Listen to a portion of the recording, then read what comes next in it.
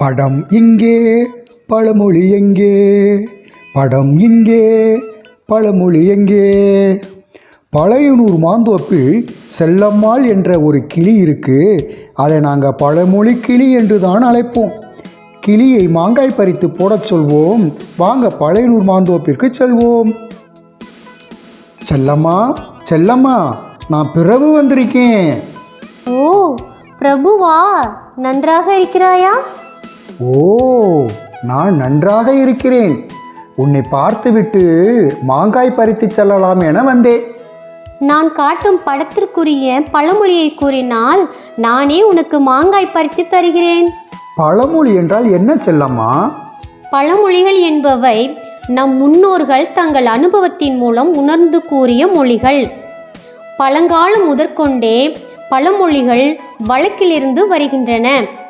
பழமொழி 400 என்னும் பெயரிலேயே நீதி நூல் ஒன்றும் உள்ளது. இந்த படம் உணர்த்தும் பழமொழி என்ன? யானை கழுத்தில் மணியோட வருகிறது. யானை வரும் பின்னே மணி யோசை வரும் முன்னே. யானை வரும் பின்னே மணி யோசை வரும் முன்னே. சரியாக கூறினாய். இதோ உனக்கு மாங்காய் பறித்து தருகிறேன். ஐ, ரொம்ப நன்றி செல்லம்மா. நான் விஜய் வந்திருக்கேன் செல்லம்மா, எனக்கும் மாங்காய் வேண்டும். ஓ விஜயா, இந்த படம் உணர்த்தும் பழமொழி என்ன என்று சொல், மாங்காய் தருகிறேன்.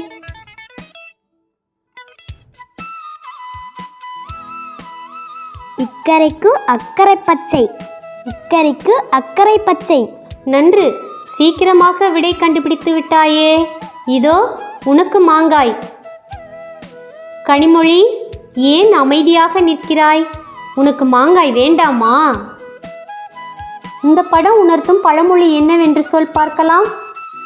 சூறை காற்று வீசுது, அம்மி காட்டில் பறக்குது.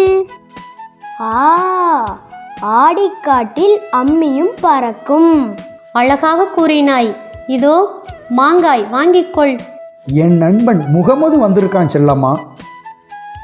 ஓ அப்படியா? இதில் உள்ள பழமொழி என்னவென்று கூறச் சொல், மாங்காய் தருகிறேன்.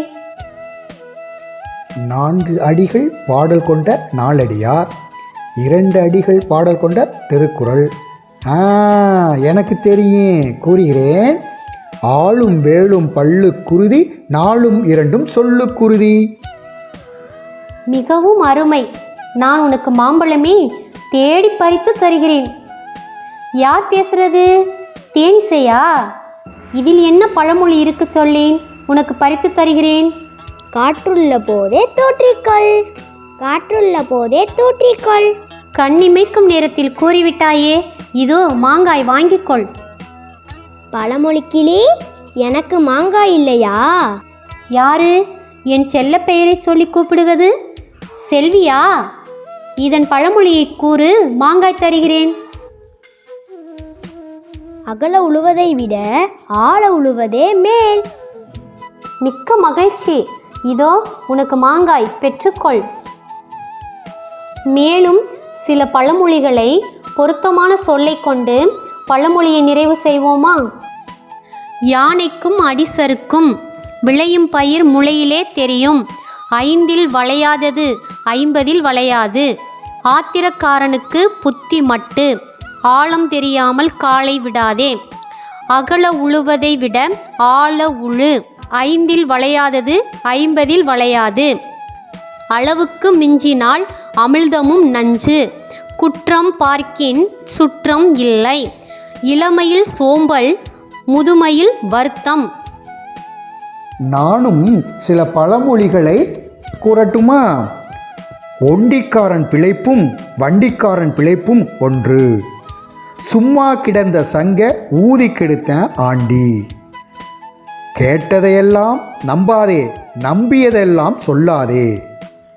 கடைஞ்சே வராத வெண்ணே குடைஞ்சே வரவா போகிறது. இட்டவர்கள் தொட்டவர்கள் கெட்டவர்கள், இப்போது வந்தவர்கள் நல்லவர்கள். இடித்தவள் புடைத்தவள் இங்கே இருக்க, எட்டி பார்த்தவள் கொட்டி கொண்டு போனாள்.